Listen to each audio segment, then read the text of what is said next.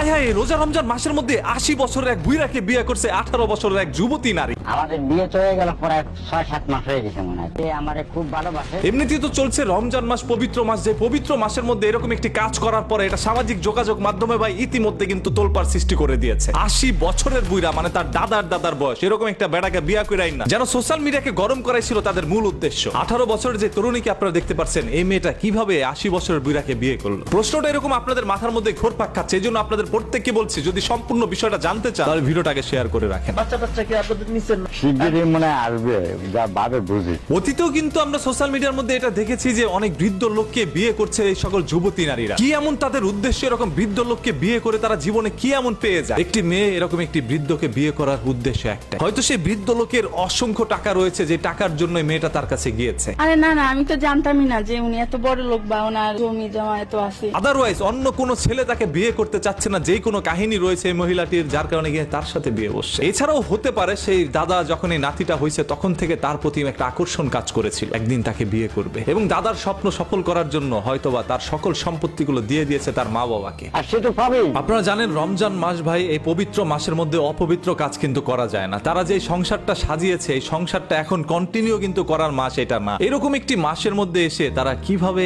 এরকম একটা বুইড়া বেটাকে বিয়ে করলো, এবং এই বুইড়া বেটা ওই মেয়ের মা বাবাকে গিয়ে কি বলবে? বাবা, মেয়ের মা, মেয়ের বাবা হচ্ছে তার চেয়ে তো বয়সে ছোট, তাহলে এরকম ছোট একটা মানুষকে গিয়ে যখন বাবা বলে ডাকবে তখন বিষয়টা কেমন লাগে? আসলে কোন রকমই কিন্তু লাগার কথা না ভাই তাদের। যদি লাগতো, তাদের যদি শরম লজ্জা থাকতো, তাহলে তারা এই ধরনের কাজটা করতো না। মূল বিষয়টা হচ্ছে এই বৃদ্ধ কি আসলে ওই যুবতী নারীটাকে বিয়ে করেছে, নাকি এটা পুরোটাই সাজানো গল্প? ভাই আমার কাছে তো মনে হচ্ছে এটা পুরোটাই সাজানো গল্প, শুধুমাত্র ভিউ পাওয়ার জন্য এরকম একটি নাটক তারা সাজিয়েছে। আর সোশ্যাল মিডিয়ার মধ্যে এইভাবে একের পর এক মানুষকে বিভ্রান্ত করার জন্য এই ধরনের ভিডিওগুলো তারা প্রতিনিয়ত পাবলিশ করে যাচ্ছে। এই ভিডিওগুলো থেকে সমাজ কখনই কোনো শিক্ষা গ্রহণ করতে পারবে না, বরঞ্চ মানুষ বিভ্রান্ত হবে এবং তাদের কাছ থেকে ইন্সপায়ার হয়ে অবশ্যই অনেক যুবতী নারীরা গিয়ে বিয়ে করবে এই ধরনের বুইড়াদেরকে। আসলে আমরা একজন পুরুষ হয়ে কখনো এটার বিপক্ষে যেতে পারি না, কারণ দেখেন ওই মেয়েটা কত কিছু স্যাক্রিফাইস করছে এই বৃদ্ধ লোককে বিয়ে করে তাকে দেখভাল করার জন্য। মেয়েটা তার জীবন থেকে অসংখ্য জিনিস হারিয়েছে, আর এই বৃদ্ধ লোকটা সে ছোট থেকে এই পর্যন্ত জীবনে যা কিছু ইনকাম করছে সবকিছু ওই মেয়েটাকে কিন্তু দিয়ে দিতে হবে। বৃদ্ধ হয়তো আর বেশি দিন এই দুনিয়ার মধ্যে থাকবে না, তারপরে কিন্তু তার সম্পত্তির সকল মালিক ওই মেয়েটা হবে। তারপর কিন্তু ওই মেয়েটা এই সকল সম্পত্তিগুলো ভোগ করবে মেয়েটার মা বাবা। এরপরে দেখে শুনে সুন্দর একটি জায়গায় মেয়েটাকে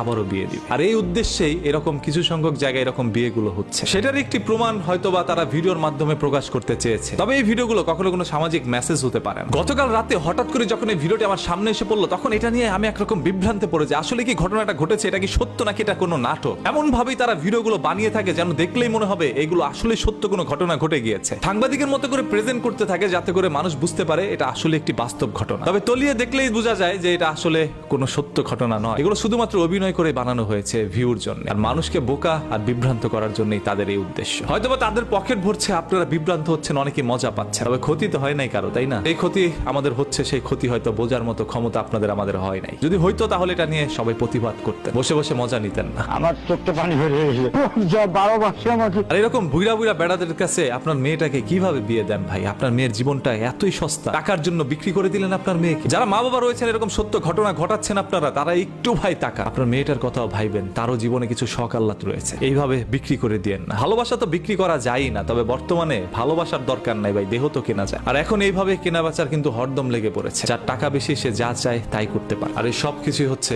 কিয়ামতের আলামত।